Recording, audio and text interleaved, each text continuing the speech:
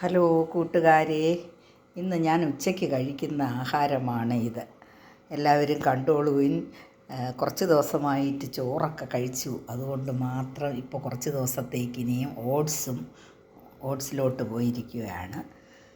ഇന്ന് white oats കഞ്ഞിയാണ്. നല്ല രുചിയുള്ള വൈറ്റ് ഓട്സ് കഞ്ഞിയാണ് ഇന്നത്തെ. വൻപയർ ഉലത്തിയതാണിത്. വൻപയർ ഉലത്തി തേങ്ങയൊന്നും ഇടാതെയാണ് ചെയ്തത്.